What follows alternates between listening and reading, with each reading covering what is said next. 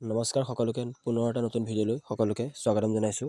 Forest ডিপাৰ্টমেণ্টৰ ফালৰ পৰা নতুনকৈ ভেকেঞ্চি খালী হৈছে, য'ত নেকি অসমৰ ল'ৰা ছোৱালীয়ে এই পদসমূহত এপ্লাই কৰিবলৈ পাৰিব। এখন নটিচ আহিছে BTC পৰা, অৰ্থাৎ বড়োলেণ্ড টেৰিটৰিয়েল কাউন্সিলৰ আণ্ডাৰত আহিছে নটিচ এখন।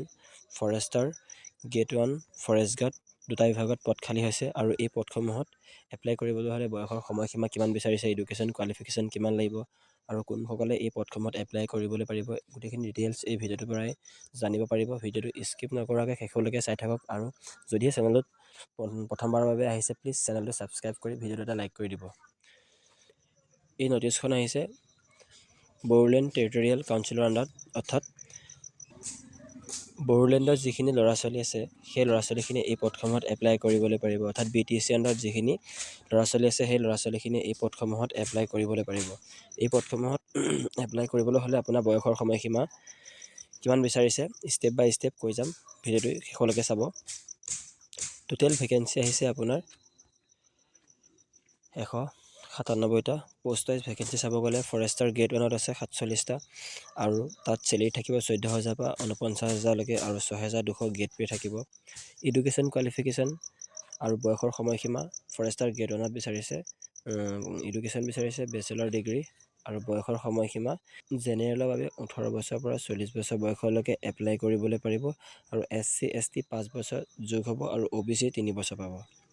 আৰু ফৰেষ্ট গাৰ্ডত টোটেল পোষ্ট আছে 110টা আৰু তাত চেলেৰি থাকিব 14,000 পৰা 49,000লৈকে আৰু গেট পে থাকিব 5,600 টকা। ফৰেষ্ট গাৰ্ডৰ এডুকেশ্যন কোৱালিফিকেশ্যন আৰু বয়সৰ সময়সীমা চাব গ'লে 18 পৰা 40 বছৰ বয়সলৈকে জেনেৰেল কেণ্ডিডেটে এই পদসমূহত এপ্লাই কৰিবলৈ পাৰিব আৰু SC ST 5 বছৰ পাব, OBC 3 বছৰ পাব। আৰু এডুকেশ্যন কোৱালিফিকেশ্যন চিম্পল হাই ছেকেণ্ডেৰী পাছ কৰা হ'লেই হৈ যাব। আৰু এই পদসমূহত এপ্লাই কৰিবলৈ হ'লে আপোনাৰ হাইট কিমান লাগিব, চেষ্ট কিমান লাগিব ইয়াত মেনশ্যন কৰা আছে, অৰ্থাৎ ফিজিকেল ষ্টেণ্ডাৰ্ড টেষ্ট।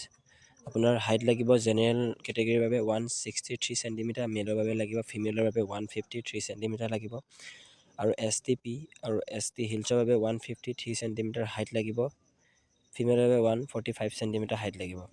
ইয়াত আপোনাৰ য'ত হাইটটো আপোনাৰ জেনেৰেল কেটেগৰীত ৰখা হৈছে তাত আপোনাৰ OBC MOBC গোটেইখিনি কাষ্ট থাকিব, কিন্তু আপোনাৰ STP আৰু ST হিলছৰ বাবেহে 153 চেণ্টিমিটাৰ থাকিব আৰু চেষ্ট লাগিব নৰ্মেল 79 আৰু ফুলা 5 ইঞ্চি ফুলাব লাগিব।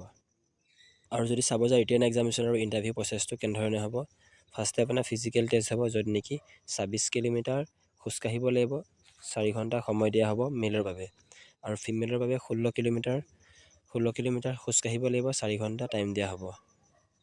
তাৰপিছত আপোনাৰ ৰিটেন টেষ্ট হ'ব, 3 ঘণ্টা সময় দিয়া হ'ব, 100 মাৰ্কৰ কুৱেশ্যন আহিব আৰু ইয়াত কোনো ধৰণৰ নিগেটিভ মাৰ্ক নাথাকে।